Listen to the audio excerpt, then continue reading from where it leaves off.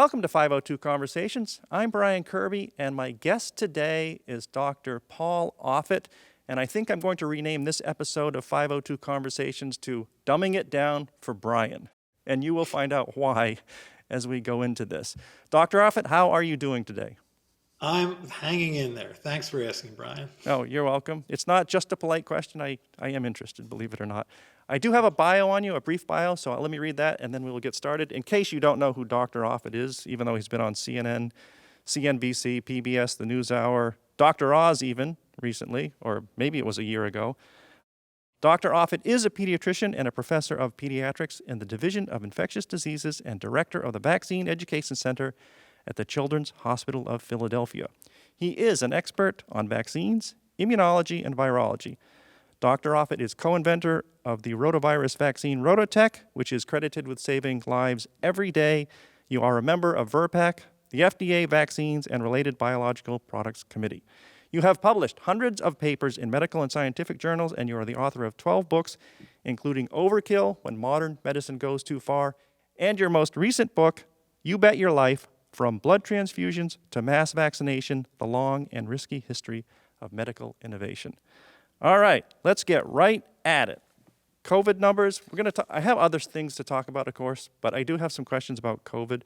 I looked this up a couple of days ago, so correct me if I'm wrong. We're at 400 daily deaths, some 2,300 last week, over 15,000 total in August. It's affecting the U.S. average life expectancy. I think now it's like the third leading cause of death in the U.S. Most deaths still in the unvaccinated, but approximately 30% of the U.S. population is unvaccinated. Sorry. Approximately 30% of the population in the United States is unvaccinated. I have three questions about this. Is this our steady state? Does it need to be? And with vaccination rates, how do you, as a virologist, factor in people that have been infected and recovered? Right. So 2 years ago, when this virus came into this country in January, February of 2020, we didn't have vaccines, we didn't have antivirals, we didn't have monoclonals. We were a blank slate. No one in this country or in this world, when this virus came out, had immunity to this virus.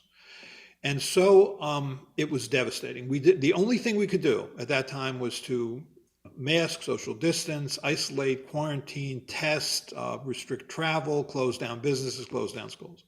So we are much better off than we were then, just so we're clear. I mean, you now have not 0% population immunity, you probably have 95% population immunity from people who've been vaccinated or naturally infected or both, and you have vaccines and you have antivirals. So instead of going through 3,000 deaths a day, 3,500 deaths a day, 4,000 deaths a day, which was where we were, like at the end of that first winter when the virus, had come in, we are at, a few hundred deaths. And it's important also to know who's dying. I think we need to, because we don't have a national healthcare system, we need to really define who's dying with this virus and who's dying from it. I know in our hospital, we probably about 3%, everybody who comes into our hospital, Children's Hospital Philadelphia, who is admitted to the hospital will be tested to see whether they have COVID, independent of whether or not that's why they're being admitted. So right now, it's probably about 3% or so of kids are positive. Most of those kids aren't admitted because they have COVID, but they count as that. And I do think you need to be careful about that.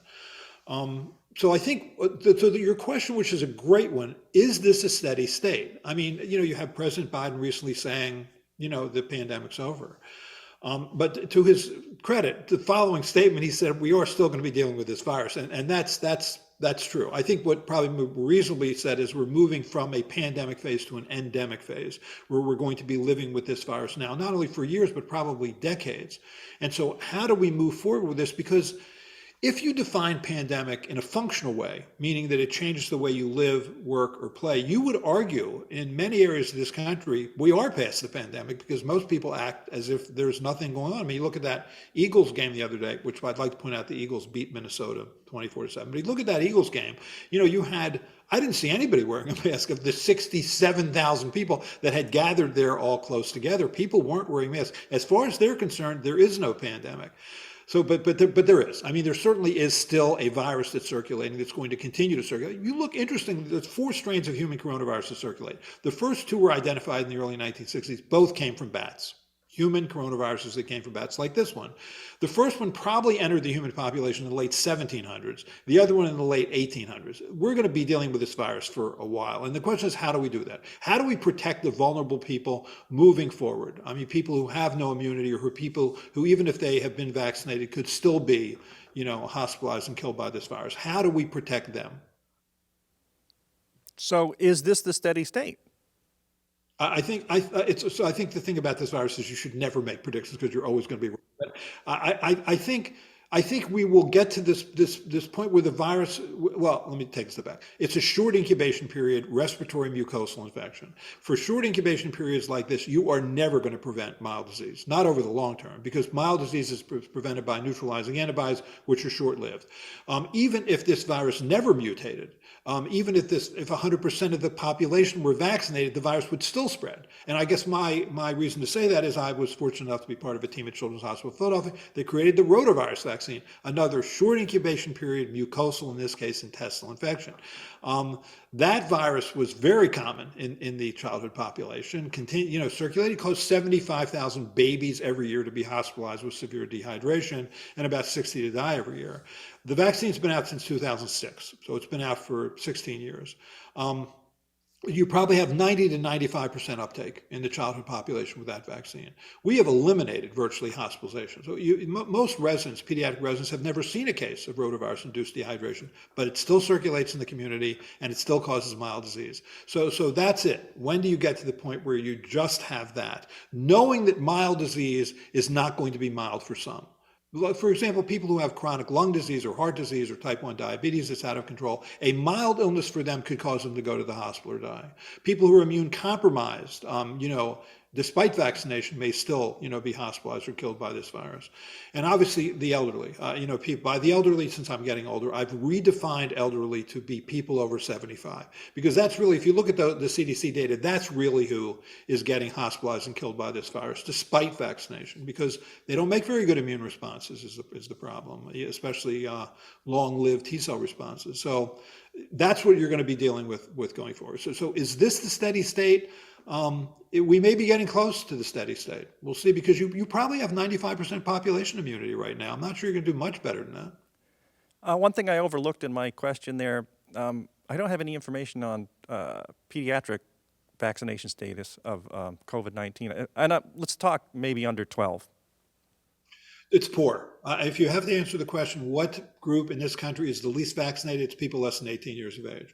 For people 12 to 15 years old, probably about 60 to 65% have been vaccinated. For people 5 to 11-year-old, about 35 to 40%. And for people less than 5 years of age, fewer than 10% have been vaccinated. Now they're all going back to school. It'll be interesting to see what happens. I worry about that. I worry that what you're going to see as the children go back to school, many of whom are unvaccinated, that you're going to see the kinds of diseases that children get with this virus, like croup, bronchiolitis, and that for that reason they'll be hospitalized. And remember, the young child is at risk of dying. The less than 5-year-old is at risk of dying from this virus. I mean, it's 1,000-fold less than, say, someone over 75, but you still have a risk of dying. So I really am distraught that parents have chosen not to vaccinate their children and sent them to school. And let's be clear, it's safe and it's effective in all age populations. Yes, I mean, we have a lot of data at this point. All right, now let's get to the dumbing it down for me part, because here's something I'm completely confused about. It's a bit of a setup for a question, and you can take this any way you want and answer it any way you want, because I am confused. This bivalent booster, both Moderna and Pfizer, the bivalent was authorized back on August 31st. I think you voted against it. The monovalent vaccine no longer authorized as a booster. Okay, so the bivalent is a reduced original ancestral strain plus some kind of Omicron strain. Is it more effective than the ancestral vaccine? Is it the original shot still doing most of the heavy lifting? I have some other questions, but what about that portion of it? Right. Let me start with the good news. Okay. And I'm going to start from the beginning, Okay. which is a very good place to start. When the virus raised its head in Wuhan, that virus that killed hundreds of people and ultimately thousands of people in the area in and around Wuhan, that strain was isolated in January of 2020 and sequenced. It was called the Wuhan 1 strain. That is the vaccine, the virus to which all vaccines are made. You got a vaccine to protect against the Wuhan 1 strain. Now, that's not the virus that left China. The virus that left China was a strain called, it didn't have a Greek letter designation, it was called D614G. That swept across Asia, Europe, the United States, killed hundreds of thousands of people. It was replaced by the Alpha strain. It was replaced by the Delta strain. So if you look at the first year of the vaccine, so vaccine, right, authorized in December 2020. If you look at December 2021 and try and answer the question, did 2 doses of vaccine protect you against those variants? The answer was yes. This is the CDC study by Mark Tenford. It was published in Clinical Infectious Diseases. You still had a high level of protection against serious disease with 2 doses of a vaccine that was designed to protect you against Wuhan 1, but nonetheless protected you against D614G, Alpha, and Delta. Okay, so 2 doses, it worked. Then Omicron hit, and Omicron was a surprise. I mean, it was an immune evasive strain. It was immune evasive because you had like 30 mutations that affected that spike protein, and 15 were just in the receptor binding domain, meaning the business end of that molecule. So now all these neutralizing antibodies that you'd made, from getting the vaccine didn't really work to protect against that virus. So even if you'd been vaccinated or you'd been naturally infected or both, you could still get a mild infection and you could get it again. I mean, that's what you learn from that virus. And so what the CDC then did, we're starting now, January 2022 up to the present. The CDC did studies trying to answer the question, okay, do you benefit from a 3rd dose? Or do you benefit from a 4th dose? And what they found that in both cases, yes. And by benefit, I get back to the original premise here. The goal is to prevent severe illness. So by benefit, I mean protected against hospitalization. Did a 3rd dose protect you against hospitalization? Yes. Did a 4th dose protect you against hospitalization? To a lesser extent, yes. But the critical question there is, who was being protected? Who benefited from that 3rd dose? Who benefited from the 4th dose? Was it everybody? And the answer was no, it wasn't everybody. It was basically 3 groups. 1, the elderly, people over 75, people who lived in nursing homes. 2 is people who had serious medical conditions, meaning, chronic lung disease, chronic heart disease, liver disease, kidney disease, out of control type 1 diabetes. And the reason is they couldn't handle a mild infection. Even if they got a mild infection, that could land them in the hospital because they were so compromised. And then 3rd were immunocompromised folks. So I think that when you launch this current campaign for the booster dose, and I'll get to bivalent in a second, when you launch this current campaign, I really think it would make more sense to target those populations at highest risk and not try and vaccinate everybody. In terms of the bivalent vaccine, that came up to our committee on June 28th of this year, and we were asked to consider that. The data that were presented to us were not the data on this vaccine, because this vaccine hadn't been made yet, meaning this bivalent vaccine, made by Pfizer and Moderna, has, as you know, as the name bivalent suggests, has 2 different vaccines in it. 1 is the ancestral strain, the original Wuhan 1 strain, and 2 is an Omicron subvariant, BA4, BA5. BA4, BA5 are very similar, so that's why they're always linked together. So it's not 3 vaccines, it's 2 vaccines, and the second one is BA4, BA5. Now you could argue, doesn't it make sense, since BA4, BA5 are essentially all the strains that are circulating right now, why give the Wuhan 1 strain as a vaccine? Why not give the BA4, BA5? Won't that be better? And that certainly on its surface makes sense. But there really are no data right now to support the fact that it is better. And there are reasons why. If you looked at the data that were presented to us, they didn't use BA4, BA5, used BA1, the original Omicron, thinking that will then predict what we'll see with BA4, BA5. And so they did the studies the right way. Both companies did the studies the right way. They took people who got 3 doses of the ancestral strain and gave them either a 4th dose of the ancestral strain or a 4th dose of the bivalent vaccine containing BA1, and then looked to see if you got that bivalent vaccine, did you clearly have a higher level of neutralizing antibodies against BA1? And the answer was, depending on which company, it was about 1.5-fold higher or 1.75-fold higher. That is not likely to be a clinically significant difference. I mean, if you go back in time to December 2020, Moderna's vaccine had about a 2-fold greater difference in neutralizing antibodies than Pfizer's vaccine, but that did not translate to better protection against serious illness. It didn't. So why would we think this would be true? The other thing is that when you combine them in the same vial, when you give the shot of 2 vaccines at once, it's taken up by the local lymph node, right? Well, that local lymph node is already primed for a response to Wuhan 1. So when it then travels to that local lymph node, all those B cells, which are the kind of cells that make antibodies, are all there ready to respond to Wuhan 1, not to the new strain.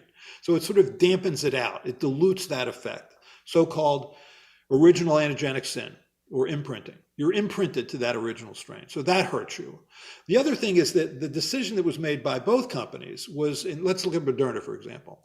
If you get a booster dose of Moderna's vaccine before the bivalent vaccine was available, you get 50 micrograms. You, as an adult, Brian, would get 50 micrograms. But when you get the bivalent vaccine, you don't get 50 and 50. You get 25 and 25. And the thinking was, well, 25 plus 25 equals 50. Which from an arithmetic standpoint is absolutely correct. But from a biological standpoint, it's not, because what you're doing is you're giving 2 vaccines at a child's booster dose. And I think that's probably in part why you didn't see a dramatic increase. The other thing is, and this is a paper that just was published online by the New England Journal of Medicine within the past 2 days and should be in the print edition this week. Moderna published a study and they had clinical data. There were clinical data. And what they found was in those 2 groups, where either one group got the bivalent vaccine or the other group just got the ancestral strain, they had 16 cases of SARS-CoV-2 infections. 11 were in the bivalent group and 5 were in the monovalent group. They had 6 cases of clinically significant illness. 5 were in the bivalent group, 1 was in the monovalent group. Now those numbers are small, probably not statistically significant. That may not play out in the long run, but again, it doesn't support the notion that the bivalent vaccine is dramatically better, or likely to be dramatically better than the monovalent vaccine. I don't think it will be worse. I don't think it will be less safe. But what worries me is that it's being sold that way. It's being sold in a different way. It's being sold as it's going to be great. This is going to protect against mild disease. This is going to prevent transmission. This is going to be much better because it contains the current strains, where none of the evidence to date supports that. And now it may eventually support that, and hopefully we'll do the kind of studies that answers that question. But don't promise something that doesn't, at least on its surface right now, appear to be true, because all you're going to do is just potentially further erode trust in public health agencies. And I do feel like it's being oversold. Now that said, 21 people voted on June 28th. 19 voted yes. I was one of only 2 that voted no. So I'm a minority opinion, but my minority opinion is based on evidence.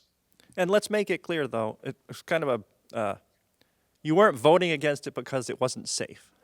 That's right. I wasn't voting against it because it wasn't. I wasn't voting it because I think we didn't need it. I mean, here's the good news. If there's any good news about SARS-CoV-2, here it is. The goal is to protect against severe disease. That's really not mediated by neutralizing antibodies. That's primarily mediated by T cells, so-called cytotoxic T cells, which are the kind of cells that kill virus-infected cells.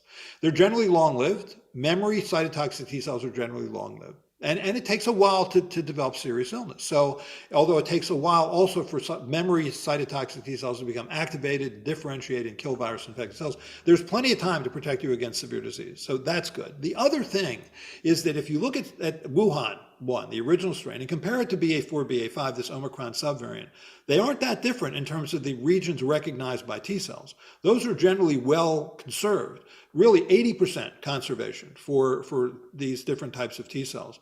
That's why you're still protected against severe disease. That's why when you see Omicron hit or the subvariants hits and you see this dramatic increase in cases, you don't see a dramatic increase in severe cases because you're still protected against the severe disease, even though you aren't as protected against mild disease. I was thinking perhaps this would become a yearly shot. You mentioned New England Journal of Medicine.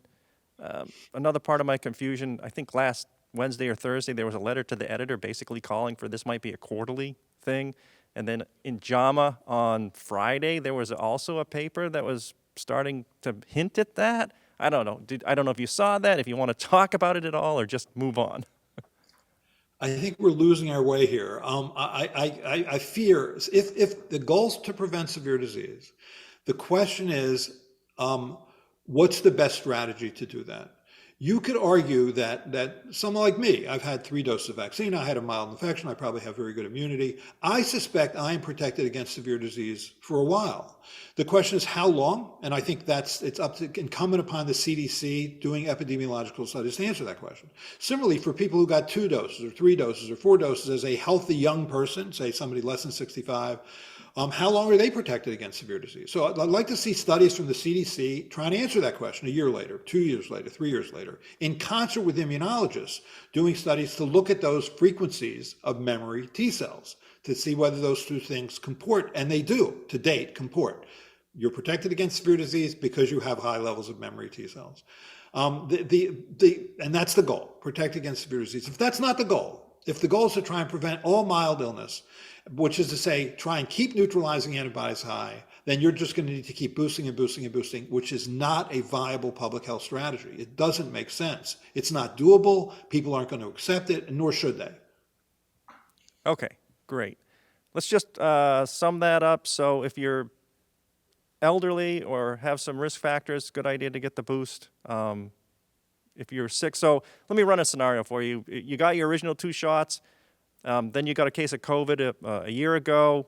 Where does that put you? Still in the 95%? Well, you can't speak specifically, but there are a lot of people like that had the original 2 shots, then they got COVID maybe last fall, and so they did not get a booster because that was good. So where are we now a year later? I think you're probably still good. I think in all the evidence is you're probably, if you're a healthy person, a healthy young person less than 65, you've gotten 2 doses of vaccines, then you got a mild natural infection or an infection that didn't require you going to the hospital, which is, or said another way, that didn't require getting supplemental oxygen, which is sort of the definition of severe infection. I think you're probably good. The question is for how long. I think we'll learn that over time. And that we will start to see. There will be some data on all that, I guess. Well, although they won't be collecting data on the ancestral strain anymore because you can't get it. That's too bad. There are countries where you still can get both, but I think it's too bad. I'd also like to offer one other thing. Anytime you give a biological agent, people have said to me, well, what's the downside, right? There's no downside. The worst comes to worst, I'm not protected for that long against mild disease. There's always a downside. Whenever you inject anybody with a biological agent, and that has an upside, it has to have a downside. That's always true. And if you look, for example, there was a study that was just reported out of Thailand where Pfizer did a study where they looked at children between 13 and 18 years of age. And this is why I'm a little opposed to the giving everybody over 12 years of age a booster dose. They looked at children 13 years of age, 300 children in Thailand in school between 13 and 18 years of age. And right before they gave them the second boost, they took blood. And then they looked 3 days later, 7 days later, 14 days later. What they were looking for was evidence of heart muscle enzymes like troponin, creatine kinase. Were you making an immune response against your own heart? Now, these were people who didn't necessarily have any symptoms. They just wanted to, because they were assuming there may be an asymptomatic immune response against your own heart with a transient myocarditis. Carditis just means inflammation of and myocarditis means literally inflammation of the heart muscle. And what they found was that in 2.5%, meaning in 1 in 45 children, there was. Now, it came down again. It was transient, short-lived, self-resolving, but that's what happens. You make a short-lived immune response to your own heart. It was all males, all young males. So just know that. Do I think it's going to be a long-term problem? I don't know. We'll find out over time. But nothing's free. And I think if the benefits are clear, if you're in a group, even if you're 12 years old and you have the kind of condition that puts you at high risk of serious COVID, get a vaccine. I completely agree with that. But if you're otherwise healthy and young, I'm not sure why you necessarily need it now. You may get a mild infection, but you're not going to get a severe infection. And the goal should not be to try and prevent mild infection because it's not an attainable goal. You just mentioned something. There are still these, I don't know if you call it memes or whatnot, circulating on AM radio and around about why you shouldn't do this. Do you mind hitting any of that misinformation real quick? Why you shouldn't get, well, tell me the memes you're talking about. Well, I'm still hearing things like, we don't know what's going to happen 10 years from now if you get an mRNA shot. There's sudden death syndrome, changes in DNA. These have been gone over and over again, but they're still, you turn on the radio, if you hit the right station, boom, they're coming up. Do you want to hit that at all? Or it's been long. Go ahead. Yeah, not surprisingly. When you introduce any vaccine into the United States, you're going to get those typical anti-vaccine tropes, which is tropes. the vaccine, causes you to make spike protein, which is toxic to your cells, or it alters, because it's a genetic vaccine, it alters your own DNA, which is not possible actually. That the vaccine causes sudden death syndrome, that we don't know what's going to happen 20 years from now. I mean, that's all nonsense, just utter nonsense. I mean, there are legitimate reasons to think, do the benefits of that vaccine for me, for example, pretending I'm a healthy young person as compared to a healthy old person, does it, that's a reasonable question, but those are not reasonable concerns. And so, but it's not surprising. The fact of the matter is, you're much more likely to be hospitalized and die if you're not vaccinated. There's no good reason not to get vaccinated. And unfortunately, about 30% of the population isn't vaccinated. Okay. A couple of years ago in conversation, wow, it's been a long time. You mentioned, there's going to be heroes and villains at the end of this. I don't know if we're at that phase yet, but I saw this Lancet commission. I don't know if you saw this. I'll put on my glasses here. It was called the Lancet Commission on Lessons for the Future from the COVID-19 Pandemic was released. Did you see this? Okay, I won't go into it then, but it was... You can tell me about it, I'm curious. I got to tell you, yikes. I didn't read all of it. It's 50 pages long, but they really fired a shot at the WHO. And I'll give you this quote. This staggering death toll is both a profound tragedy and a massive global failure at multiple levels. Too many governments have failed to adhere to basic norms of institutional rationality and transparency. Too many people, often influenced by misinformation, have disrespected and protested against basic public health precautions, and the world's major powers have failed to collaborate to control the pandemic. That's how it opened. Yikes. That's a strong, and then it went through like 8 other things, man. That is a strong statement. I certainly think we can do better. I mean, and could have done better. I mean, as is always true, you're still building a plane while it's in the air, and you learn as you go. Always true. And there's always a human price to pay for knowledge, sadly, and that's been true here too, whether it's myocarditis or pericarditis or the clotting associated with J&J and AstraZeneca vaccines, which could be fatal. There's always a human price to pay, and I hopefully we'll be better next time. But I think it's we certainly, I mean, right from the beginning, how do we know what was going on in China? It was a whistleblower. Did you really have to depend on a whistleblower to tell you that there was a novel virus that was killing people in China? I mean, that tells you the level of international collaboration that didn't exist right from the beginning. All right, can we move on from COVID? Oh, there are other things other than COVID? I didn't know that. Believe it or not, there are several things I'd like to ask you about as a virologist, vaccinologist, pediatrician. All right, flu 2022. What's the story? All right, shots are out there. I know people always say, when's it too early to get the vaccine? What's the right time? What do you think about the flu 2022? Get a flu vaccine. That's easy. I can predict without fear of contradiction there will be an influenza epidemic this winter, as there is pretty much every winter, with the exception of like 2020, when we just basically eliminated respiratory viruses from this country. I mean, things like respiratory syncytial virus, flu, we didn't see any in our hospital just because we had, mass social distance, restricted travel, closed down schools, closed down businesses, which obviously we're not going to do every year. So yeah, get a flu vaccine. In terms of when to get it during the year, September, October, certainly if you're healthy and young, that will carry you through to protect you against severe disease. Again, that's the goal of the flu vaccine. Same thing, short incubation period, mucosal respiratory infection caused by an RNA virus. The goal is to protect you against severe disease. So you still may get a mild case of the flu, but you won't get flu from the flu vaccine.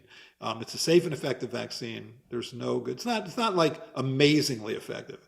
It's sort of about 65 to 70% effective, but that's much better than than not getting the flu vaccine, which has a 0% efficacy rate. I noticed last week, I think it was last week again, Pfizer released they had a press release that they're testing phase 3 trial of their mRNA flu vaccine. Did you see that? It's in a phase 3 trial now. What do you think about that?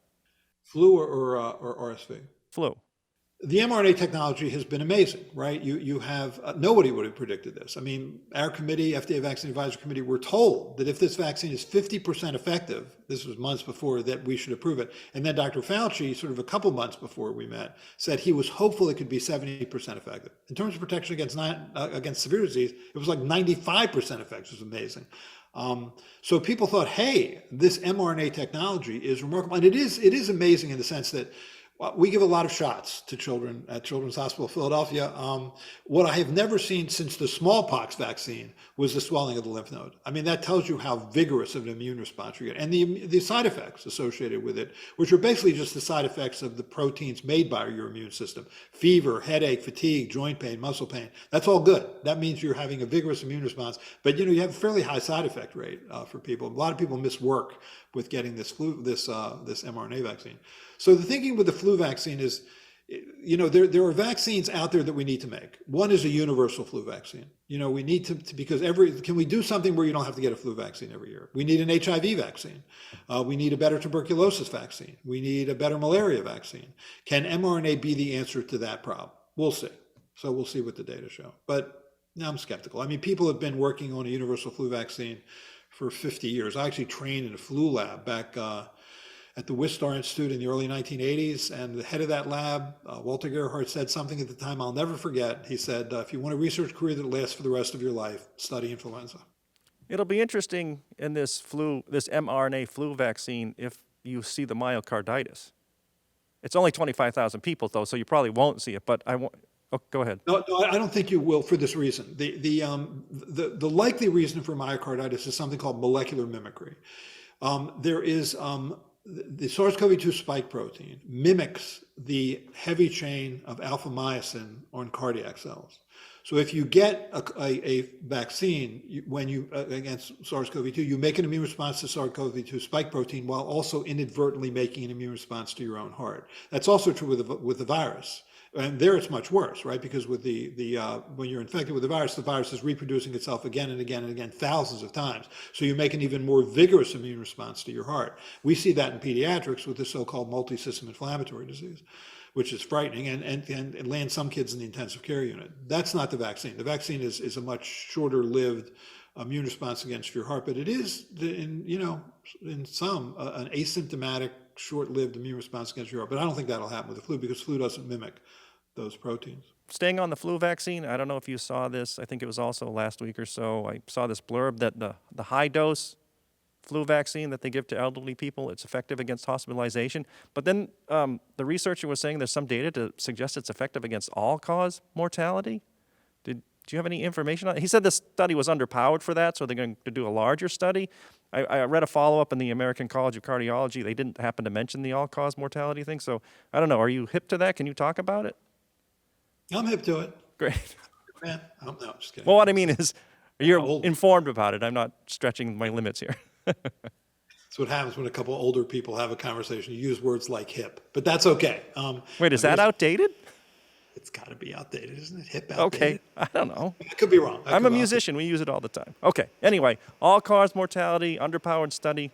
What can you tell me? I think it makes, here's how you can make sense of that. I mean, if you have, say, chronic heart disease or chronic lung disease or other problems, and you get flu, that could be your way out. So therefore, a flu vaccine could protect from an earlier death caused by a variety of other things. So therefore, it could affect all-cause mortality. I think that's possible. You mentioned the RSV vaccine. That is one thing I want to talk about. That's also a respiratory syncytial virus, something that attacks young people mostly and the elderly. What's the data on that? That's exactly right. So I think we're close to an RSV vaccine. I think they finally figured out how to make an RSV vaccine, which is going to be based on the one protein of the virus, the so-called fusion protein. And like this SARS-CoV-2 virus, which is also basically that SARS-CoV-2 spike protein, is a fusion protein. And we learned that you needed to lock it into its pre-fusion state, and that's what we did with the RSV vaccine.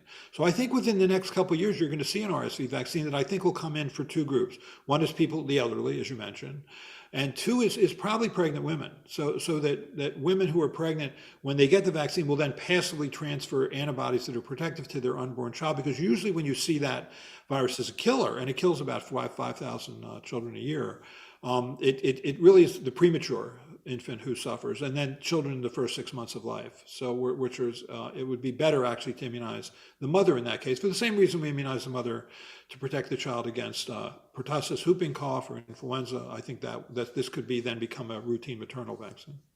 And you mentioned the number of vaccines children get, and you're at Children's Hospital Philadelphia. The song was 11 shots by 2. You're at Children's Hospital. That's where Stanley Plotkin, he's the R in MMR, correct? Maurice Hilleman, is that correct? He's the R, right? He's the R in MMR. And how's he doing? He's doing well. I think he's around 90. He's sharp as a tack. It's amazing. It is amazing. I mean, I've known a few people like that. Maurice Hilleman, this is arguably the father of modern vaccines, who developed 9 of the 14 vaccines we give to infants and young children. He too, at the age of 85, which was around the time he died, was as sharp as a tack. It amazes me. I mean, I'm always word searching, wondering whether these are the first signs of dementia. I'm just 71. And it's amazing. And it's interesting. A friend of mine named Lucy Warwick-Adams, who is a neuropathologist. When Albert Einstein died, she was given a slice of his brain to evaluate. Right, so he too died. I think I have to look, but certainly at least in his 80s, I would imagine. And what she found was that, because what can you see in a brain that describes someone who was as brilliant as Einstein? And she said it was clean. It didn't have this sort of plaquing that you see as you get older. It was just cleaner. And maybe that's how people like Dr. Plotkin and Dr. Hilleman continue to be brilliant. They just have cleaner brains. Did you ever think that you would see polio headlines again in this country? I know it's in other countries sporadically. It doesn't make its way here. It's been a few months since that came out, but you didn't ever think you'd see that. What happened? Again, I'll start from the beginning. When Jonas Salk made his polio vaccine in 1955, he made it by taking polio virus, growing it up in cell culture, purifying it, and killing it. And that was a vaccine we used here from 1955 to the early 1960s. Then that was replaced by Albert Sabin's vaccine. He made the vaccine by taking the virus, growing it up in cell culture, like monkey kidney cells or monkey testicular cells, many times to try and weaken it. The thinking being, as you serially adapt the virus to growth in monkey kidney cells, it becomes less and less capable of growing in people. And that was the vaccine that we used from the early 1960s up until about the year 2000. The problem with that vaccine, the Faustian bargain that we made with that vaccine, is it could actually revert to so-called neurovirulent type, which is to say, and it does with everybody. Everybody who gets that vaccine can revert to neurovirulent type. It can. But most people who get polio, even most people who got natural polio before there ever was a polio vaccine, most people who got polio didn't get paralyzed by the virus. It was really a mild summer intestinal virus. But for most people, it was asymptomatic. But it was a common virus. And so now we had a vaccine.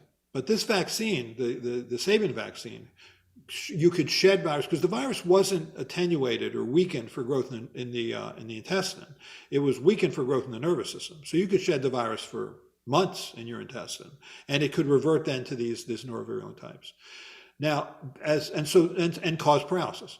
It did. So even though we eliminated polio from this country in the 1970s, still every year, 8 to 10 children would get paralyzed by the polio vaccine throughout the 60s and 70s and 80s and 90s. And in the 80s and 90s, those were the only causes of polio in this country, was the polio vaccine.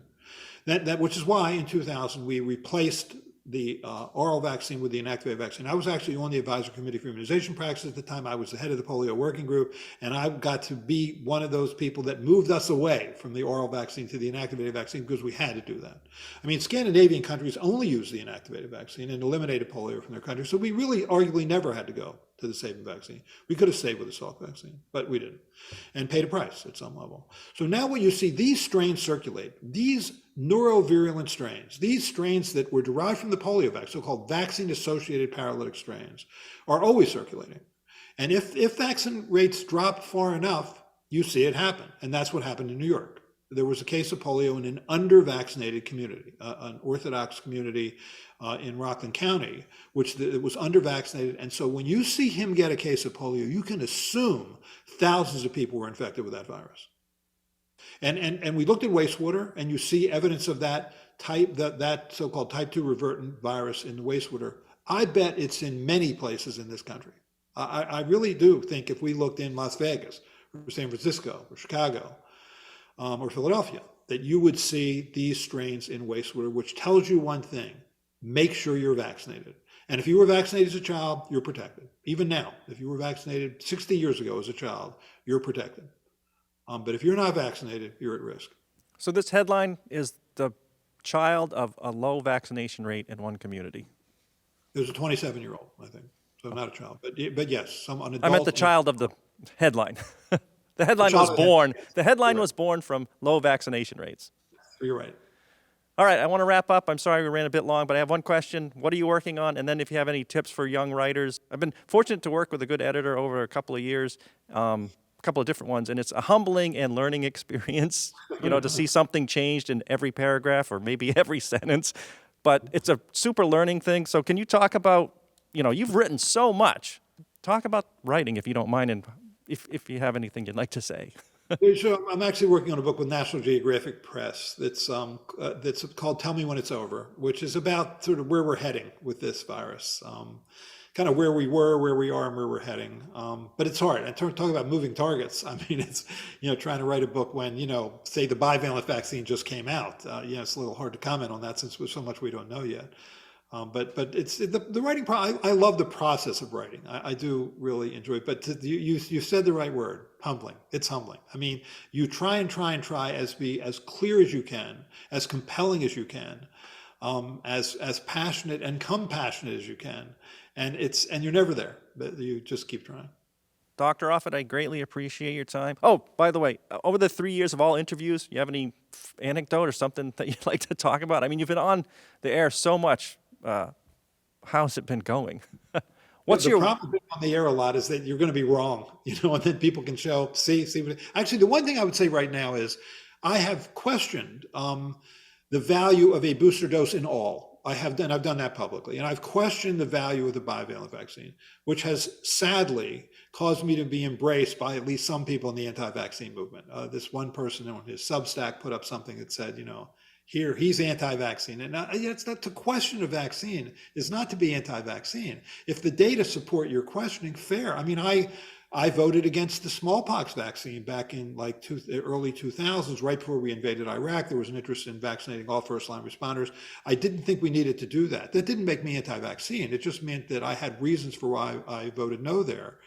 For the same reasons I had for voting no here. I mean, you're anti-vaccine if you basically put out the kind of false safety concerns that causes you or others not to get vaccinated. That's an anti-vaccine person. I mean, for example, when we moved to the inactivated polio vaccine in this country in 2000, I brought a person onto that committee, the polio committee at the CDC, whose name was John Salomon. I mean, his son had been paralyzed by the oral polio vaccine, and he was upset. He felt that the vaccine should have a black box warning on it. I didn't know about this, he said. I didn't know this was possible. I didn't know other countries were using an inactivated vaccine that was safer. I didn't know. He was a vaccine safety activist because he had a real issue with vaccine safety. The so-called vaccine safety activists today aren't talking about things that have anything to do with vaccine safety. So they're not vaccine safety activists, they're just anti-vaccine activists or anti-science activists. Dr. Offit, thank you so much for being here. I greatly appreciate your time over these last 3 years. You've been on several times to help clear things up and make sense of it for me and everybody listening. So thanks so much. This is 502 Conversations. Once again, thank you.